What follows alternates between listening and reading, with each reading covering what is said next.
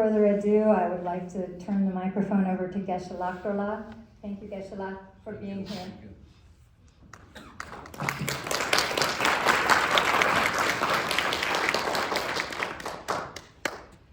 Can I see the face of everybody? I can't see anything. Can we turn on the light? Yes. Ah, yes. It may not be so professional, but I would really like to see all of you smiling and looking at me rather than me sitting in, talking in darkness, you know. Yeah. So, first of all, I would like to express my deep appreciation for the organizers and this institute giving me this opportunity to meet all of you and share a little bit of my thoughts on preservation of Tibetan culture and arts. I must first of all thank my two friends who gave you a glimpse of the Tibetan performing arts. And then you must have also got a glimpse of the small institute where I work in Dharamsala, Library of Tibetan Works and Archives. I decided not to speak much about library because sometimes it is more effective to show what is there rather than somebody speaking without any visual images.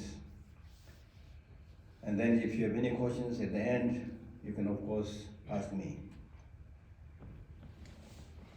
When I was invited to participate in this program and read a little bit about this museum, I was not only struck by its huge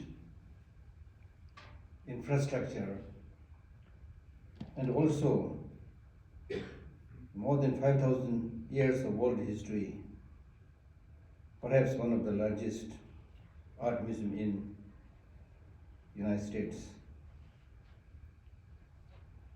One thing that really struck me and impressed me was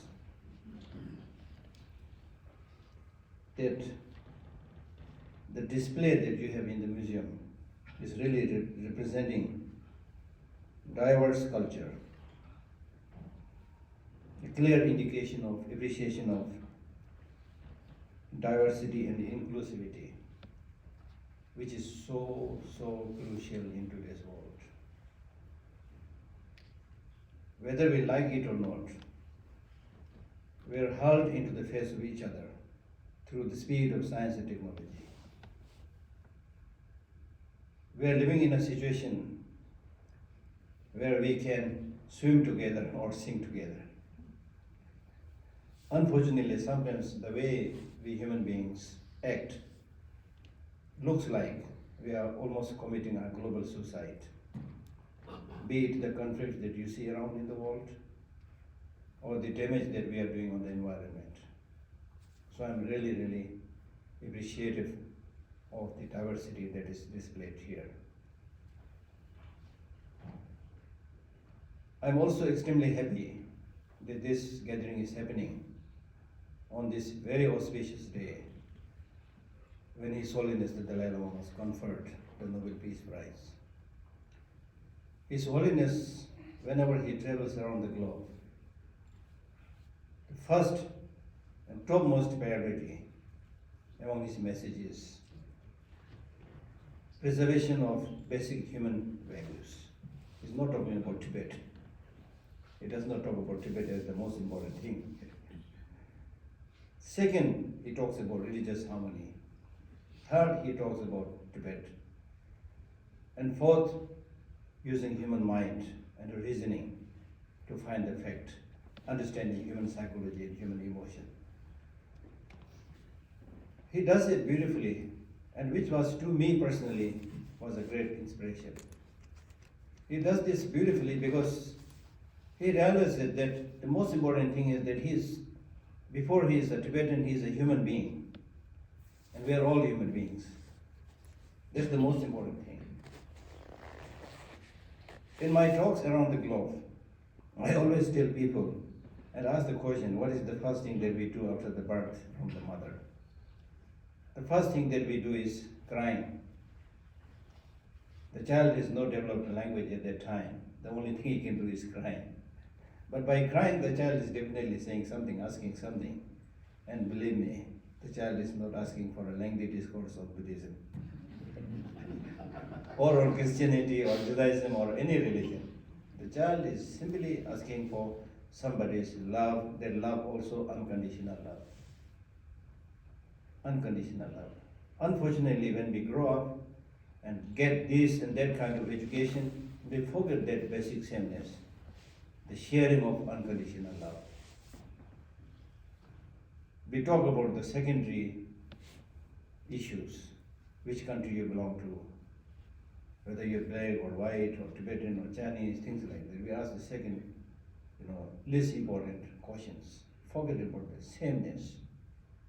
We are born in the same way, we will die in the same way. Whether you're rich or poor, we'll die in the same way. Therefore, when you talk about the Tibetan art primarily comes from the thinking based on the teaching of the Buddha. And in fact, Buddha was the first person who commissioned the first painting in the Buddhist literature, the Wheel of Life. And in that beautiful depiction of Wheel of Life, maybe somewhere here, he talks about how we get entrapped in the cycle of existence, birth, aging, death, and so forth, no exception to everybody. And then he also showed a way how to confront these problems. And he clearly says the root cause of all this problem is ignorance. Ignorance means not just lack of knowledge, but misconception of reality. This is very profound and very important. And we all still have that ignorance. And we have no understanding how closely, how interconnected we are to each other.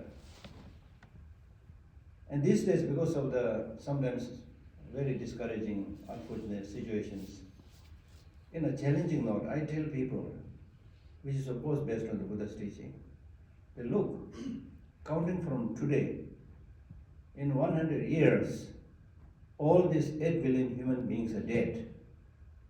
I'm not talking about being killed by atom bomb and things like that, ballistic missile, things like that, but even otherwise we are all dead. Why I'm saying this? This is not to frighten us, because the so-called death that we understand is not just complete extinction, but simply the death of the body. There's no death to the mind or the soul. It's really like, if you properly understand it, it's changing cloth. But still, the point that I want to deliver is that since within this 100 years we are all going to die, if you really think about it and put it in your heart, we will automatically come to the understanding how should we live our life. For example, if I'm going to die tonight, does it make sense? Does it make sense that I bully other people, exploit other people, make discriminations? Doesn't make any sense at all. At the time of the Buddha, a mother and daughter came to see the Buddha. And immediately the Buddha, pointing to the child, said, "Oh, you have only 1 day to live." The child was horrified. The mother was, of course, horrified. Then they left. And then, around the lunchtime, the Buddha visited their place and asked the child, "Did you do anything harmful, negative this morning?" The child said, "Since you said I have only 1 day to live, how can I harm others?" Then the Buddha said, "I have no idea how long you are going to live, but I said this so that you learn the lesson. And this is what I meditate every day. This is what the Buddha said. So the point that I'm trying to make is, if we really understand the reality, the law of nature, which I very often mention, there is no room for division.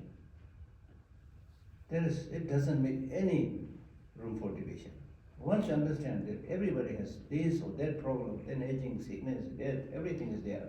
Then if you know, now I'm talking about art, please understand.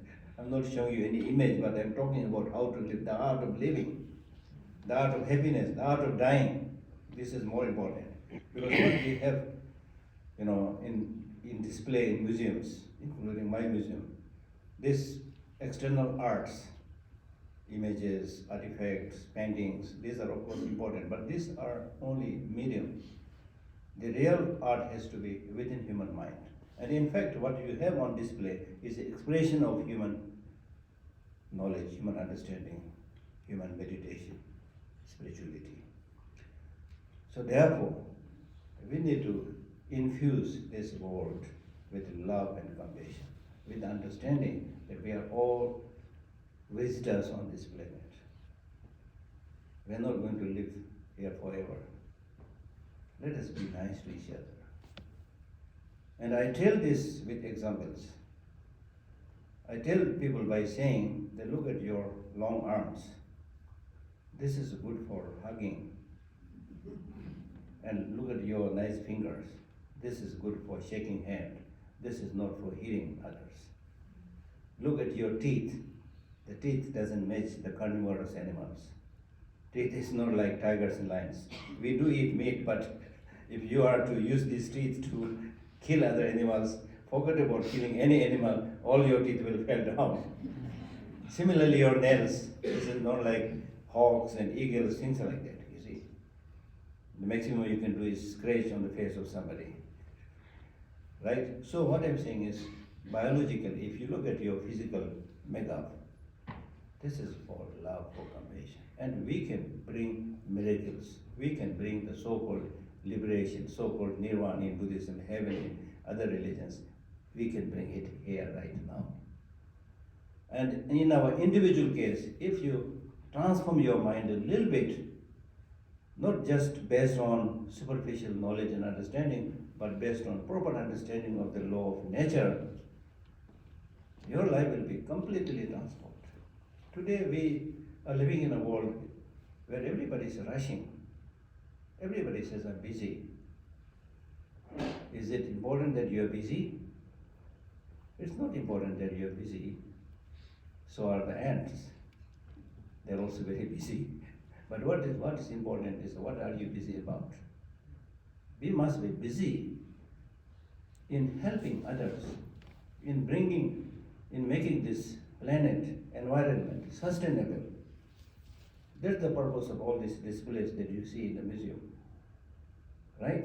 So therefore, to make a long story short, the main subject matter of the Buddha's teaching is that you must use your human potential.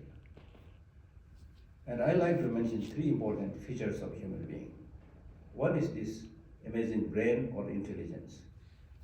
Second is speech, the language.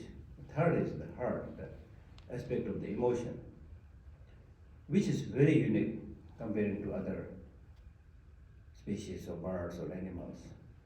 Now this amazing brain and intelligence or intellect is there to figure out the reality, the way things are, to figure out what is good for you now and in the long run, what is good for you and for others, what is good for the planet, what is good for the universe. It's extremely important to think about that. Because much of the suffering that we are encountering today is unnecessary suffering. I call it unnecessary suffering because it is primarily man-made suffering. It is not just climate catastrophe and things like that. It's man-made suffering. I mean, look at the killing, mass murder that is happening everywhere, using ballistic missiles, atom bombs. Now we have very powerful atom bombs which can kill us maybe 6-7 times over. Is it necessary to kill us 6 times over? This is just insanity. We need to say no to war if you want to preserve these arts. In many conflict-zone areas, how many centuries-old arts and cultures are destroyed? We know all this, right?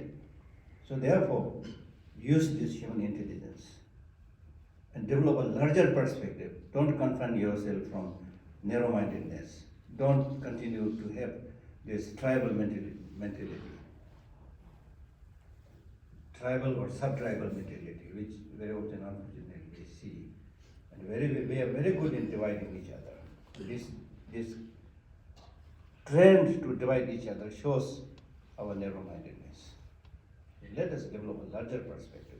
The larger perspective, when I say develop a larger perspective, I'm not talking about developing a larger perspective based on just Buddha's teaching. The Buddhist teaching, of course, says that, but I'm saying that to benefit ourselves.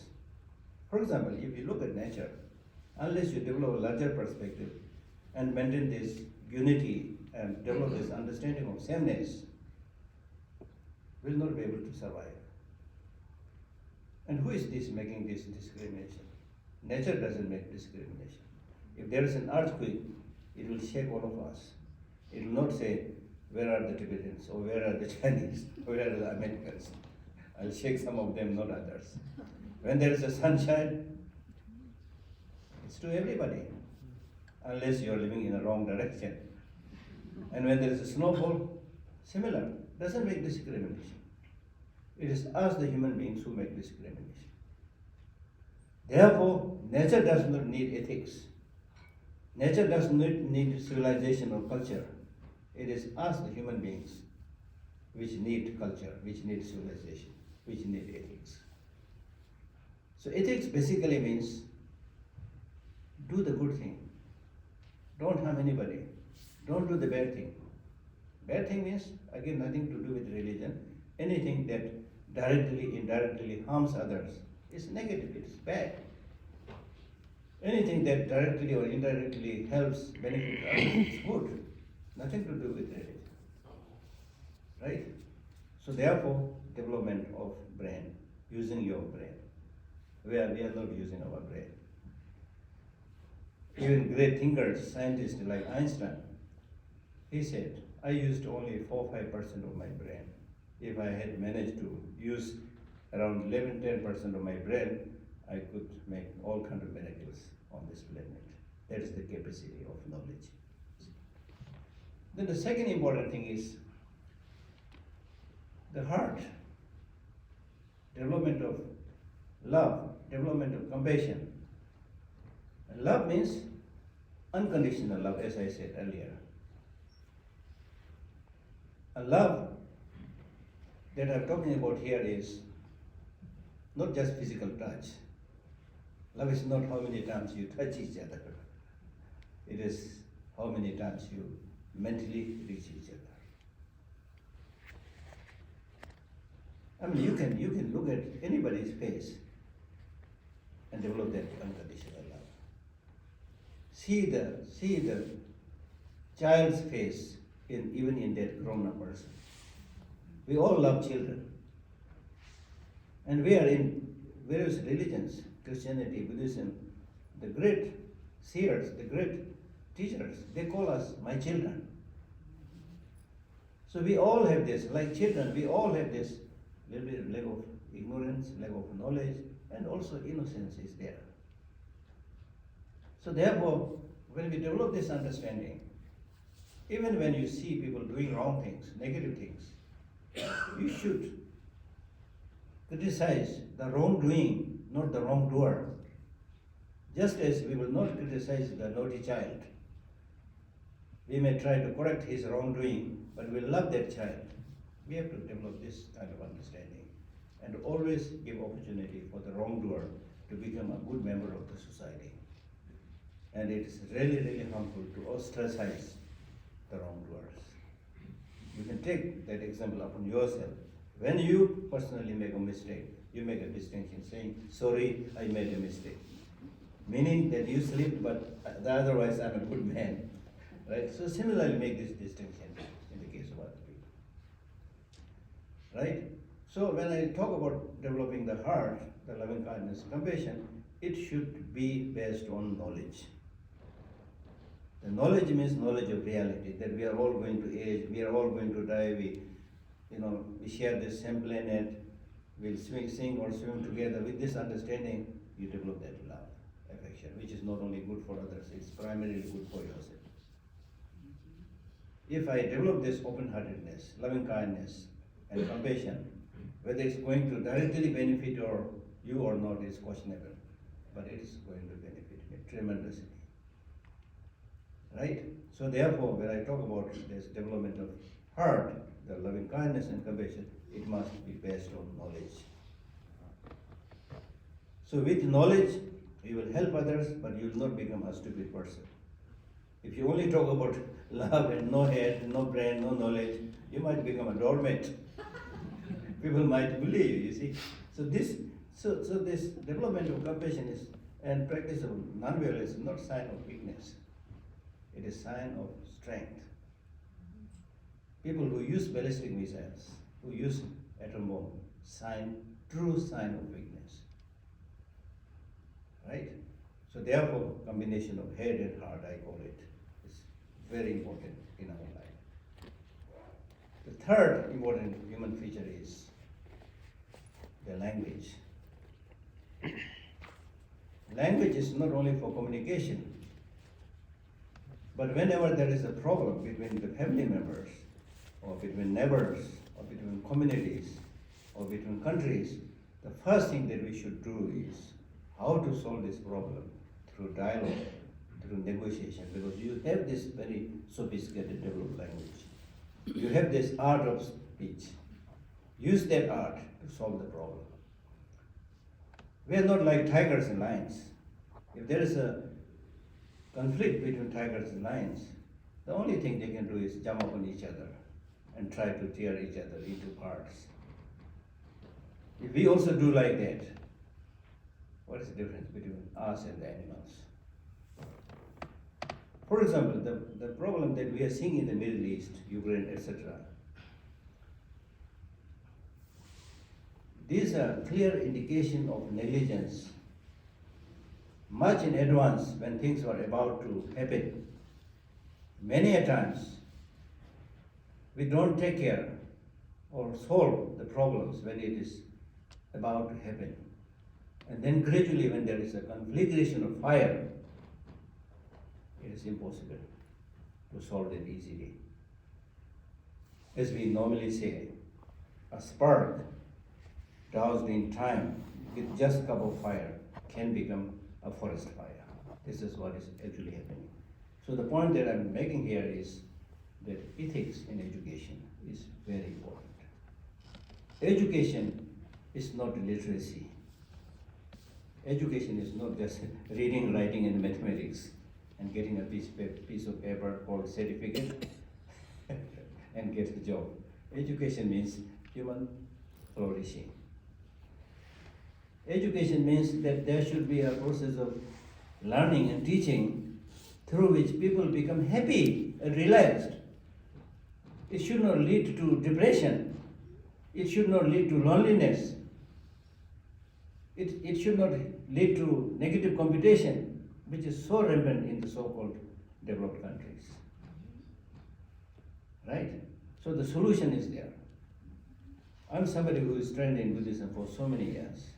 And not only that, I was fortunate to get exposure to many other cultures, many other sorts of knowledges. So the more we expose ourselves to authentic knowledges, the more we can clearly see the sameness.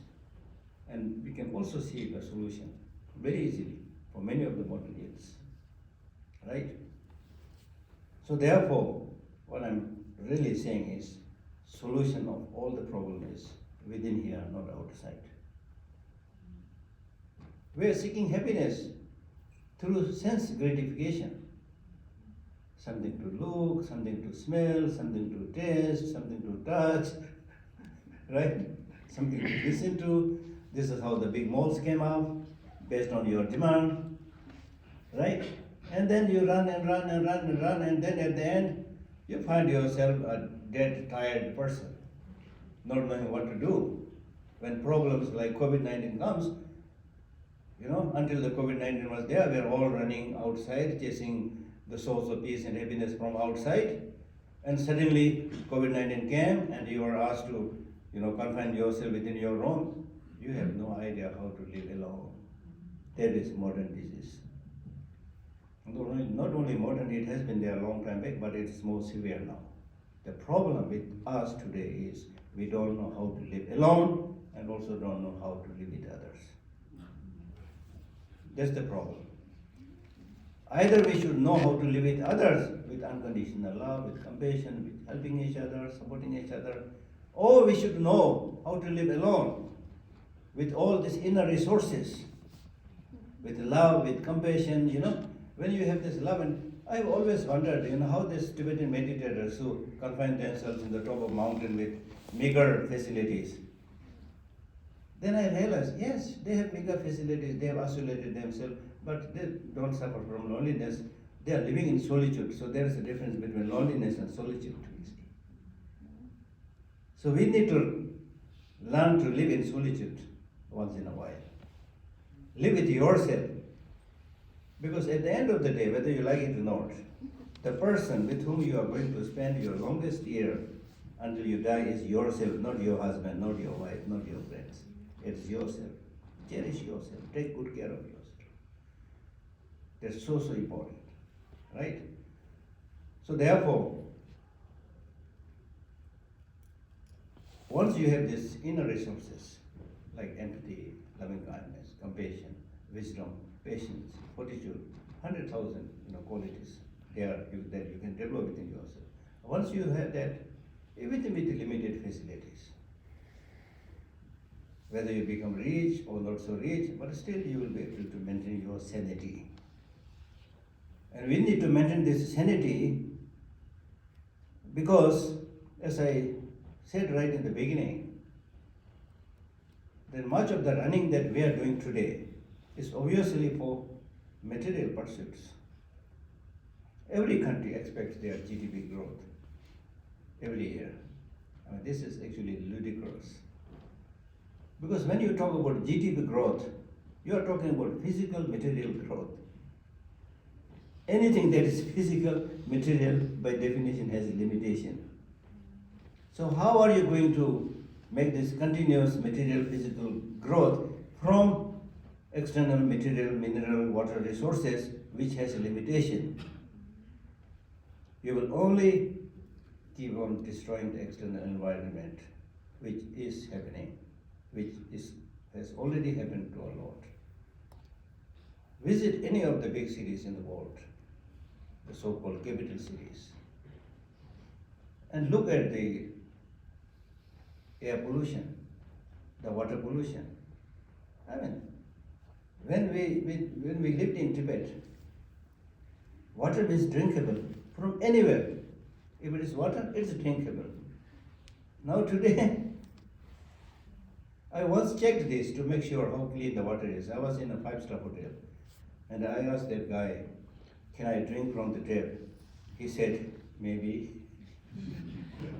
Even there he was not so sure. So still we call ourselves intelligent human beings. I'm not trying to disparage anybody, but what I'm saying is we need to realize that we have misused our human intelligence and brains in the wrong way, right? And we also call ourselves very proudly, we are living in the age of information. But much of the information is junk information. We don't even know how to get the right information and don't know how to transform that information into knowledge. And more importantly, how to transform that knowledge into wisdom. Information is, at the most, is reading all the books about how to build a ship. Knowledge is being able to ship, but that's not enough. Wisdom is the one which ensures that the ship does not sink. So wisdom is something that is not only based on knowledge, but based on your personal experience. having the capacity what to adopt and what to discard, right? So therefore, all I'm saying is, we have amazing potential and capacity within all of us. So cherish that, recognize that, take out your potential, develop the inner qualities. Because at the end of the day, if you really want reliable, long-lasting happiness, it has to come primarily from within yourself, not from outside. Right? So therefore, when we visit these big museums and see these amazing arts, it's wonderful. It's wonderful, of course. We must appreciate the artists and people who manage to gather all this and spend so much money. But these places should not become just a place for tourism. Because there are so many places for distraction. You can go to a park, you can go to a pub, you can go to a market, supermarket, everywhere there's so much distraction. And sometimes I'm not jealous of people enjoying their life. But what I'm saying is, if you get too distracted just to the external things, you will never be able to realize your internal beauty. The real art, the real museum is inside. The real religion, the real temple has to be inside. Wherever you go, you should have that with you. That's important. When Tibet was invaded by China, we had to leave everything. Many people could not bring even their cup for drinking water. The Potala Palace, whose picture you see in the background, is such a treasure house. Things made of gold, silver, turquoise, emeralds, and so on and so forth. And the art, the beauty of the art is just everything handmade in those days. These days, of course, now you can make anything beautiful by artificial intelligence, right? So in those days, real art, you see. And those arts were expression of real love. Some of the big scriptures that you saw on the screen, some people spend their whole life writing that book without any payment. In Tibet, it was like that. That was their religious study. That was their personal meditation. That was their contribution to the flourishing of Buddha's teaching. Like that, right? So therefore,